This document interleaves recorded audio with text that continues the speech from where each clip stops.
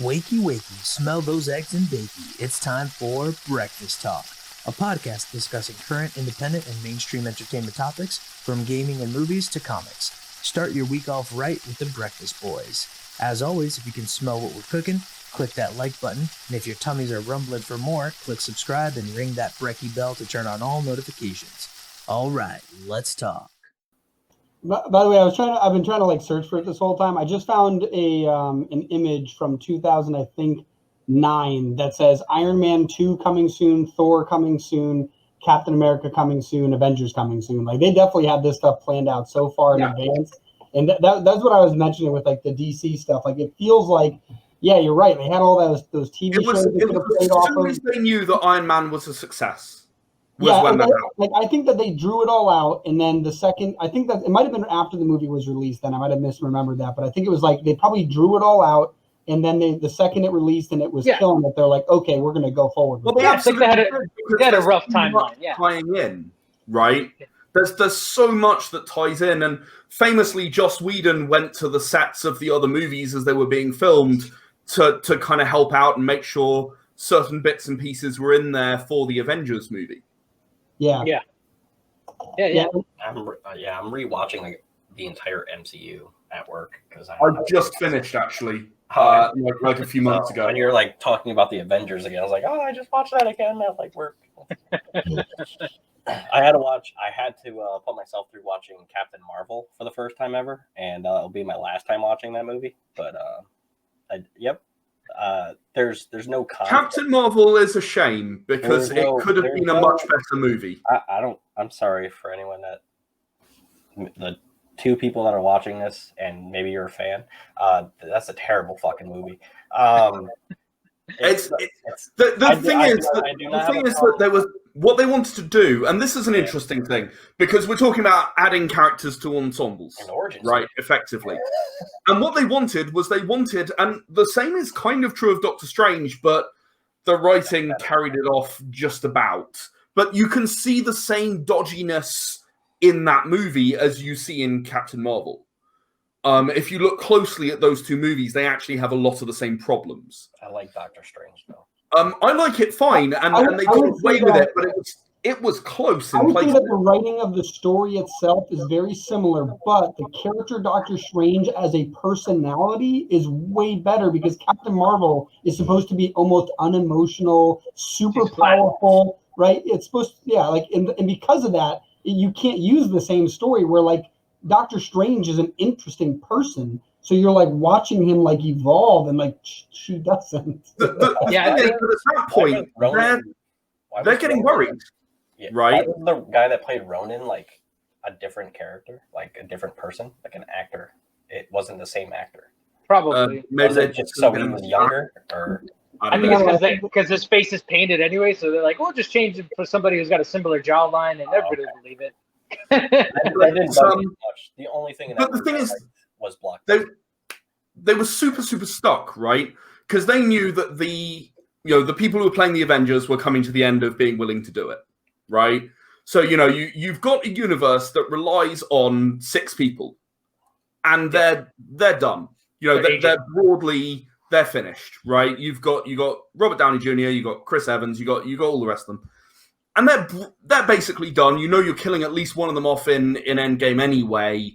You know that you're spoilers.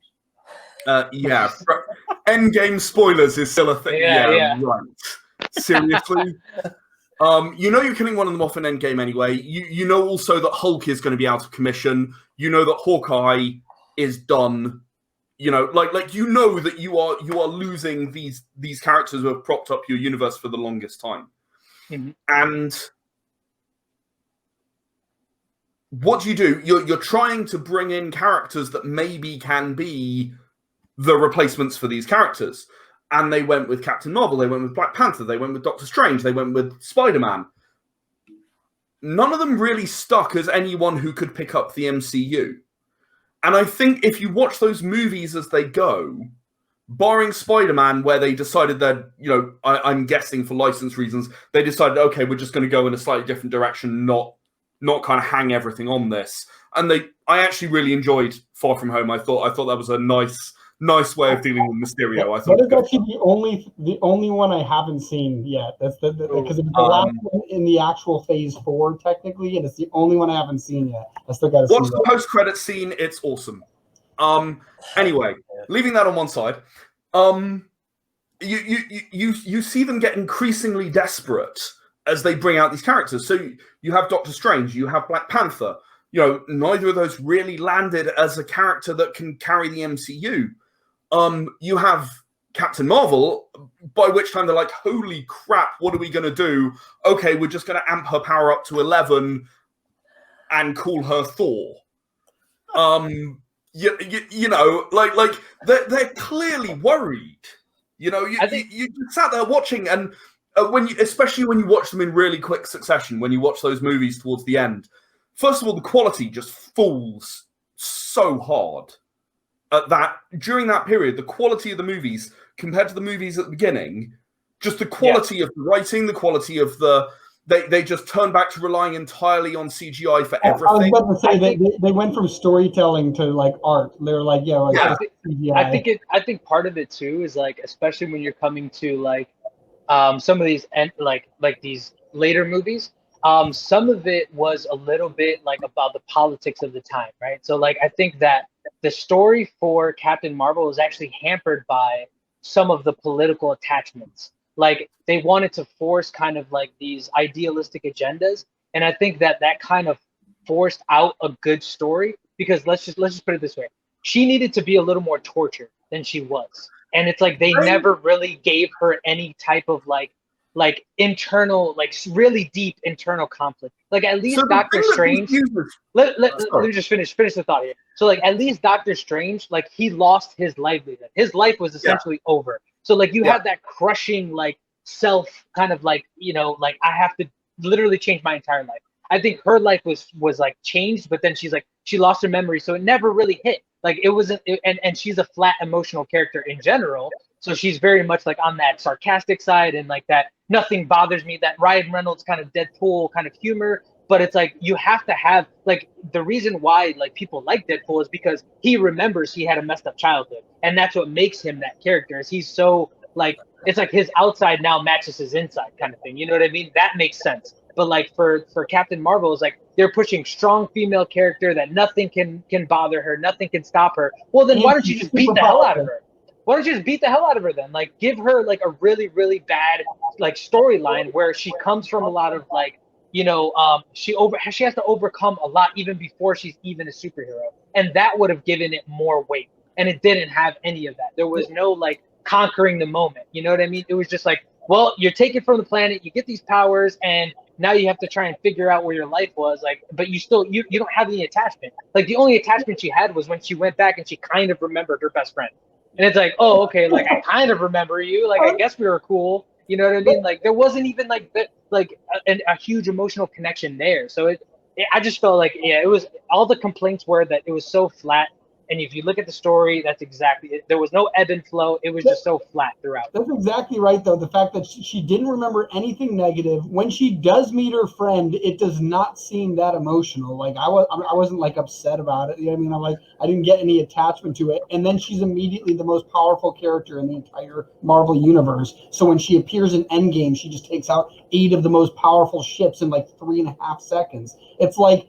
It literally, yeah, you're right. Like she has nothing bad because she forgot everything, and she's the most powerful being in the entire universe. Like it's crazy. Like I honestly think they should have set it farther in time. Like so, like Captain Marvel should have been like already betrayed by the Kree, and like when we're seeing her in this initial movie, like so she's lost her memory, and then she's been in the galaxy. She's been betrayed by the Kree, and she's like on the run from them, and we see a more evolved kind of character. Where it's like now it's like in Endgame, we see like she's stressed out. She's like, man, there's so much shit happening throughout the galaxy. Like I'm dealing with all this stuff. Like you can see there's conflict there. You actually see emotion in Brie Larson's face. You're like, oh, okay, this makes like, okay, she's a little more emotive, things like that. So when she comes in for that, like, you know, for that game saver, you know what I mean? Like she's the 6th man off the bench. It's like, it makes more sense. She's pissed off now. She's like, I'm going to end this right now. I'm going to go straight after Thanos. Like, I'm not letting anybody stop me anymore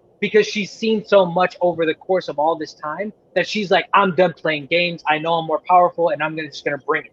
So like that made sense, but like everything prior to that did not make any, like you have zero attachment to the character. I just thought about how they could have fixed all of that. The best way they could have done that, instead of showing any of her on Earth, it should have shown her in space. Would have been way cooler, kind of Galaxy Guardians of the Galaxy style. Have her get beaten up, right? Like through like having to overcome someone more powerful, all that stuff. Becomes very strong, and then at the very beginning of Endgame or at the end credits of Infinity War. Actually, no, yeah, at the end credits of Infinity War, have it be 5 years in the future, just like it is in Endgame. She lands on Earth, and she's like, what the hell happened? I was only gone a few years, right? Like, that kind of thing. That would have been, and then tell her origin story later and make it more interesting. That would have been the best way to introduce her. Like, just see, like, because think about it, Guardians of the Galaxy, we're in space, people are fighting, dope, let's go. Like, that would have been perfectly fine to do with her, and for whatever reason... Yeah. They went into her origin story, which isn't interesting. So the thing that interests me about Captain Marvel and the way that they've done it is I don't recognize that Captain Marvel that's in the movie as Captain Marvel. Like that they make such a big deal about how, you know, all the actors are all researching. I don't. That is not a Captain Marvel that I've ever seen. Like, don't get me wrong, I absolutely loathe at least some of the versions of Captain Marvel because. The one that you see in some of the more recent comics and in Avengers Assemble, the cartoon, the animated series, I loathe that Captain, but at least I know it's Captain Marvel, right? Mm-hmm. The Captain Marvel I like is the one who you see in kind of the first time she appears in the Avengers comics. She accidentally gets her powers from Marvel, and we go from there. That's the Captain Marvel I actually like, but again, that's not the same person, right? I don't know who this was, but it's not anyone I can recognize as Captain Marvel in any way, right? And I wonder how much of that actually plays into these problems that you know. Okay, it's an emotionally flat character. Why? I would say, though, that even people who aren't Marvel fans who wouldn't recognize Captain Marvel regardless still thought the same thing. So I don't think it has much to do with that. But I would say that... It could have given a guideline, is all I'm saying. Like Iron Man, that's not really... Like, Robert Downey Jr. as Iron Man is not really Iron Man. Like he's got some traits that are similar, but he's certainly a lot more flamboyant. He's a lot more, you know... Yeah, the Playboy millionaire or billionaire. He's Robert Downey Jr. as Tony Stark. Exactly, right? I mean, he was very well cast for that particular role. Well, I was going to say the interesting thing, though, too, is that when it's a character that you're very familiar with, like Batman, you can play a lot more. You have a lot more freedom to play and make him different. But if you're not a Marvel fan or haven't read a comic book, like, you don't know who Captain Marvel is. That's just straight out. Like, that's not a big character. It's not somebody that most people know. And even if you do, you probably didn't read a bunch of like those individual comics. You probably saw them in the Avengers. So because of that, you're making a lot of freedom of like character without. You're right. That's what I was going to say. Without any guidelines, you're not starting from a base that at least comic book fans can be familiar with. And because of that, ironically, it's just a little more dangerous. You don't know if you're going to write a good story because the other ones have been time tested.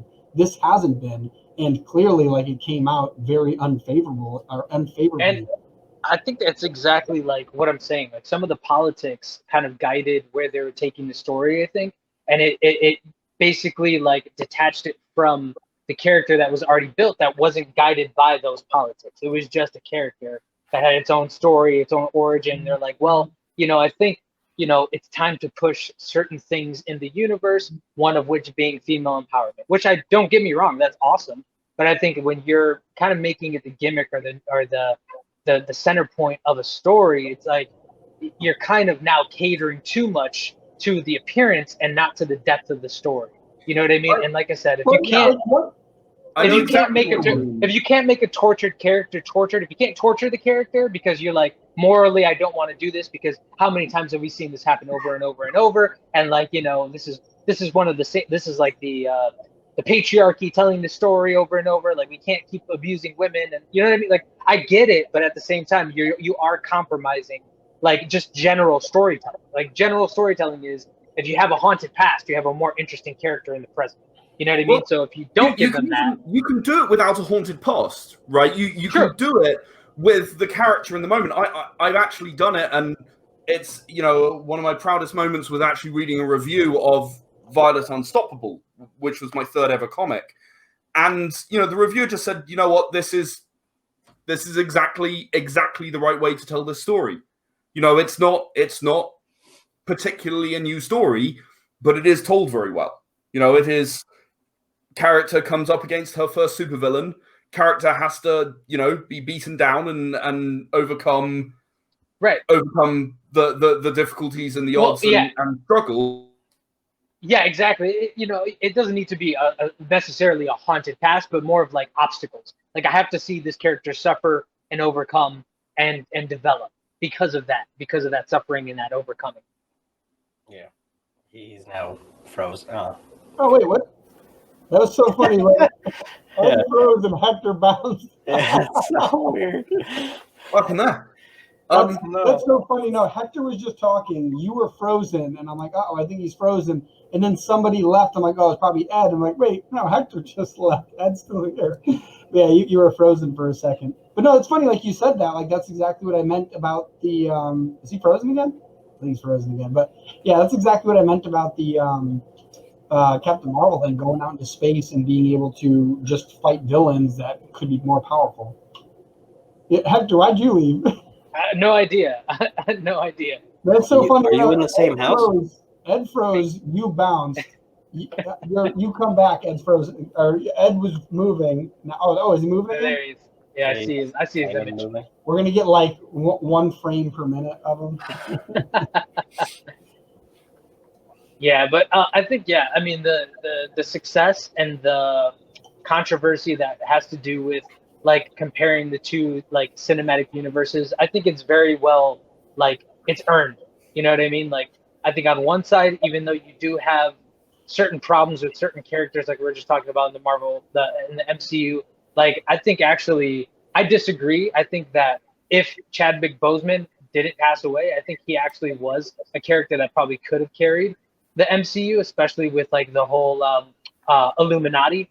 I know they weren't going that direction, but I think like, you know, had he been like, I think he could have been a very strong character in the MCU if they would have given him, I guess, more growth. You know what I mean? Like I think Black Panther 2. I think Black Panther 2 we might see a little bit of that, but with a caveat, and that is, yes, he could have helped carry it, but I don't think he could have carried it alone.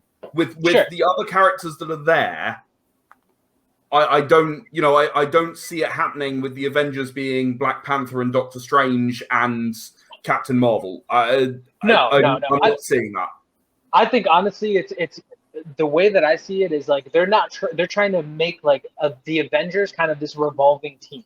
Like it's going to keep changing throughout time because of casting, because of popularity of characters and things like that. I think they've already just like made a decision in their mind that like we had the original Avengers, right? We had them come together for all these movies, and now it's just going to be this revolving door of different Avengers. Like it's just a title of these people who are assembling together, and they could be different. And you'll see maybe Ant-Man in one version of it, and you'll see, you know, maybe Scarlet Witch is now like, you know, I'm going to take up the mantle for a little bit because nobody else is going to do it. Because I learned from Black Widow, and I learned from Captain America, and I learned how to be a leader because of them and all these characters that are no longer in the MCU. So, you know what, I'm going to take the reins for a little bit. And it seems like she is kind of coming into her own as a character in that way. So yeah, we're gonna, and then, you know, we can see a Young Avengers cast. We can see, you know what I mean? Hawkeye, the show is gonna be about the daughter. It's not gonna be about Clint anymore, you know? And so you have, and then with all these other shows, you have these worlds opening up where you can see all these different casts of characters like U.S. Soldier, like Falcon, you know, the new Captain America. So you have, like, I think, like I said, you're gonna have this revolving cast of Avengers, Young Spider-Man. I think we're going to get Nova at some point. You know what I mean? So, like, we're going to see more younger characters come into the fold and start replacing they're going to have different iterations of the Avengers team. You know what I mean? It's not going to be one solid team that carries on throughout time. So here's the interesting thing. I think they're going to run into problems with this.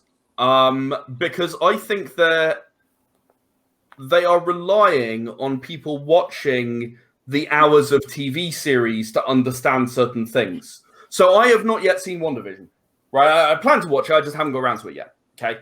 However, nothing I've seen makes me think that Scarlet Witch is even close to being a leader of the Avengers, right? So if they were to then stick an Avengers movie out there where Scarlet Witch is the leader of the Avengers, I'd be like, eh?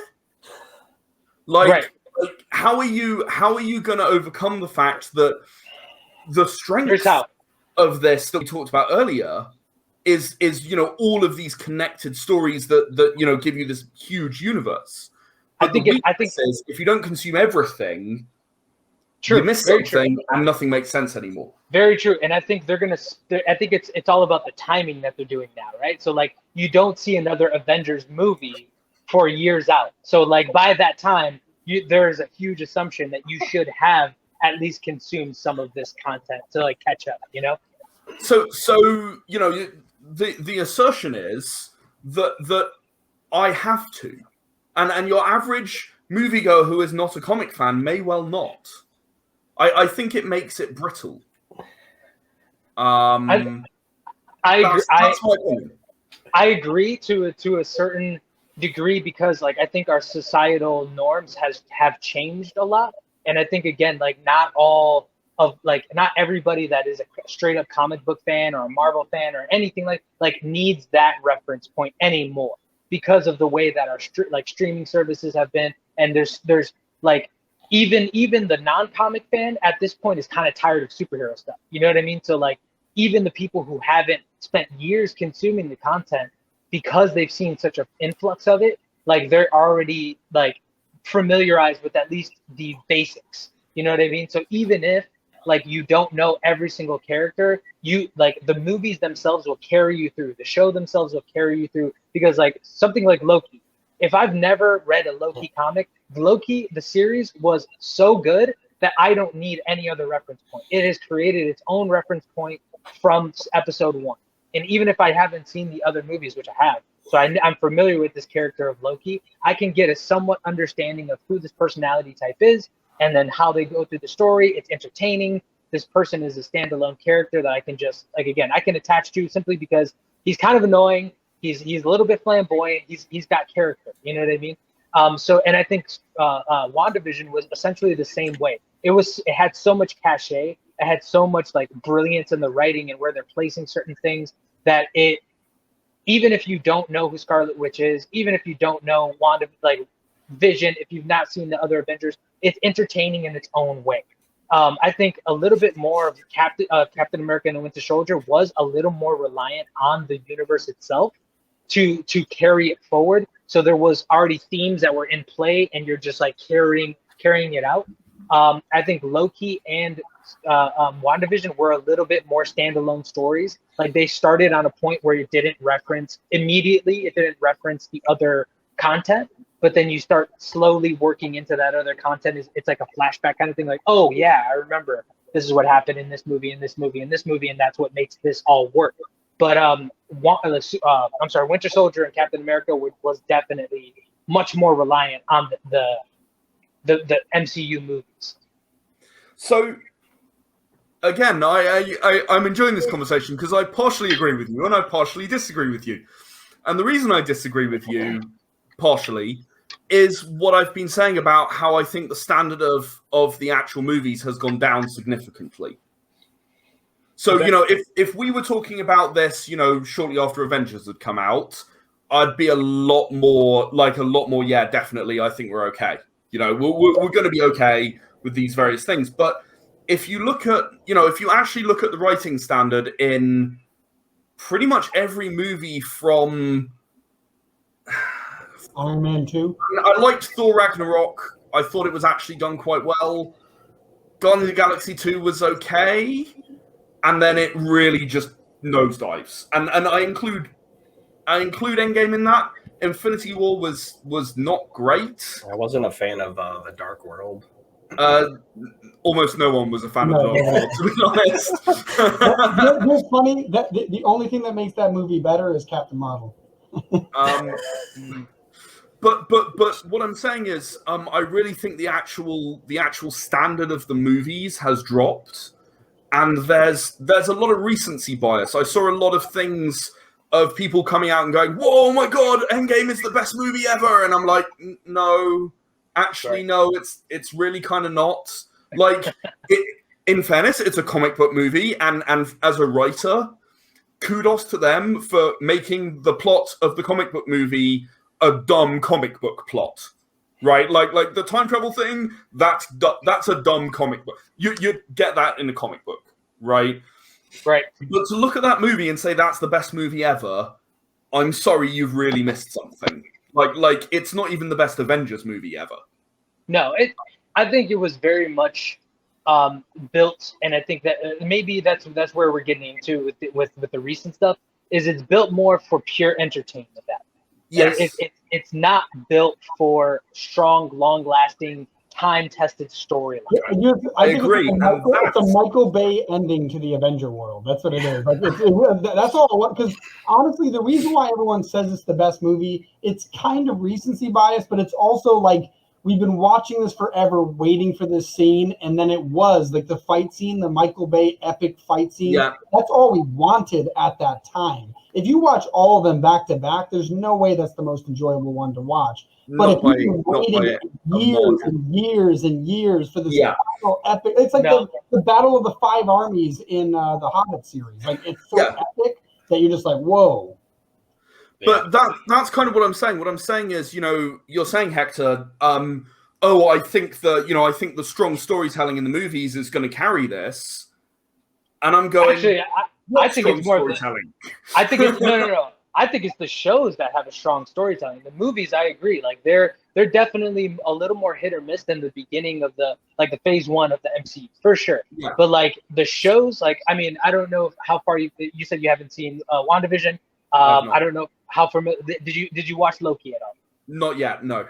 Okay. So I think the standard then is going to pick up as you watch it. You're going to see like again, there's more concepts that they're playing with, and it's because they have these hour-long shows in a series. So like they can string together more of a cohesive linear storyline that is allowed in a movie. And I think like again, I think partially it's like entertainment value. Like the movies, they're leading into more entertainment value factor and things like that. But then also like maybe it's just that these characters were a little too complex or they needed more time than a movie would allow to explain it or to really get a point across that maybe they wanted to. But there's failures. I agree. There's definitely failures. I think the show's kind of... You know what I mean? Like the Justice League Snyder Cut, it needed that to tell that whole story. Like you can't watch. My brother told me that because I still haven't seen it. The Superman, the extended cut. Sorry, Batman v Superman extended cut. He said there's an extra half hour of footage in the film, and it makes the movie like 500 times better because there's like segments that you needed to show in a movie, or it's unenjoyable. Like there's plot holes all over the place. It's so obvious like things are missing, and I think like the same with like the Snyder Cut. Like honestly, I would love even the Mandalorian. Like it wasn't like absolutely amazing, but it was really fun to watch. Good. It was enjoyable, and it's because like I knew every week we get a new story. Like I think we talked about this in an old episode of Breakfast Talk about how I think that the old TV show of like being released at 8:00 on Friday every week, like people forget like how enjoyable that is. The anticipation building up and then watching it, right? Building up, like people now are like we said with Austin, like that Instagram world. They want like. They don't remember what it's like to hold on and wait a second and then get it. And like that's awesome. And I think doing the TV series that way, knowing there's going to be some epic conclusion when it's done, having it released one at a time is so much better. Which is why, like I mentioned before, the Endgame, even though it might not have been the best movie out standalone, it's this epic conclusion to this series of movies. It doesn't matter if it's the best individual movie because nobody should ever watch that movie having not watched previous movies, right? And that's the whole thing. Like this is for the fans. This is just for us, right? And that's how you get like this hype, like people that just love that stuff. And so I think that you're right. on the sense that Ed's right in the sense that the movies have been going downhill, and I do believe I have not seen them yet, but I do believe just based on how a lot of the TV series have gone with comic book shows that they very often give you so much more that even if it does go down a little bit, like the writing or any quality, very often like you're so involved with the character now that like there's so much back story built that you can do almost anything now, and like I think that will definitely build a lot into the Marvel universe. And I agree with you, Ed, when it comes to the brittleness of the universe, right? Because like you said, you're relying too much on other content that's outside of, like, so from a storytelling point of view, absolutely. Like, it's easier to see where, like, if you need information from a whole nother show, like, then why am I even, like, I have to watch this and then I have to watch this and then this and then this just to get this? That's kind of like a trap, right? Like, I'm forcing you to watch all of this content, even if you're not, like, really into it. Like, you're not interested in it. You have to watch it for context, which does suck. Luckily for me, I mean, I feel like I'm in it for the entertainment value more than I'm, really analyzing it and, like, getting into, like, the, what is this giving me morally? What is this giving me philosophically? Like, I'm not really into it for that. I feel like I'm definitely into, like, independent stuff for that. But, like, the MCU and, like, the DCEU, it's just like, I don't know. It's pretty pictures. You know what I mean? Like, to a certain degree. Like, I do like continuity. I do like it to make sense. I would love a great storytelling. But if it doesn't have that, I'm not, like, going home pissed off.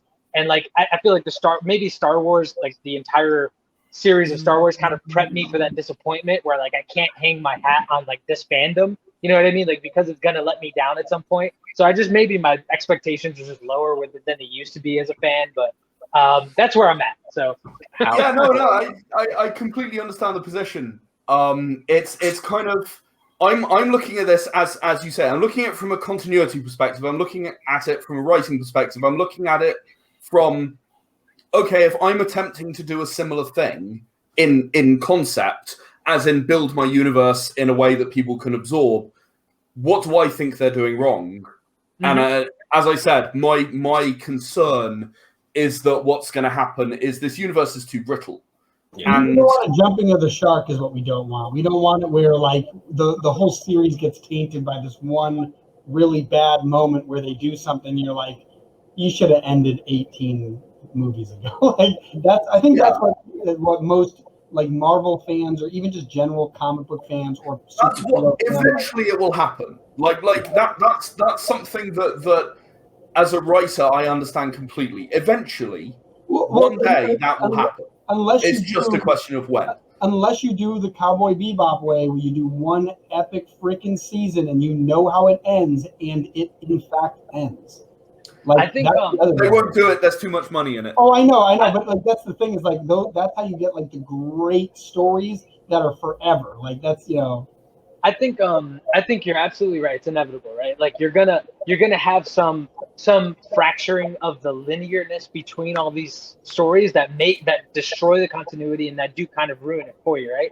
And I think that's why they're trying to go wide now with, like, the amount of characters that they are bringing into the universe. So it's like, well, at least you can stay a fan of this character. We'll give you, like, if you like this movie, we'll give you 2 more. You know what I mean? Even if they're not super high budget movies, even if they're like Ant-Man budget movies, we'll still give you 2 more. Like, you still have this character's content, you know? Did you know that they, because Thor is in Fortnite, they actually announced that the universe of Fortnite is technically part of the multiverse? Oh, God. They're literally, because the thing about the Marvel multiverse, though, is there are no limit to the number of universes there are, so you can literally do anything. It's cool. I mean, there's the ape universe, for goodness sake. That's the point where you check out with caring. Yeah, I mean, we already seen a crocodile Loki, essentially, so I mean, that tells you a lot. Right, I'm going to have to head. It's getting late over here. Yeah. But it's been really good having a chat. Thanks, guys. It was great. It was like 3 or 4. Yeah, sorry, I was late. So. What did you say, Greg? What? I think we missed what you said, Greg. Oh, this is gonna be like 4 episodes when I edit it. Nice. That's vaguely familiar. Sorry. Oh, that's fine. That's awesome. That like gives us the entire month of August off. So Yeah, this is our first one back. We just started. Yeah. Now you know what to do. Whenever you want to have like a month off, you just go, "Hey Ed, can you come talk to us for a bit?" Ed, we need you, buddy. No, we'll just be ahead of ourselves. Well, yeah, thanks for coming on. Right. So thanks very much, guys. You have a lovely afternoon, I guess. Yeah. Well, have a good night.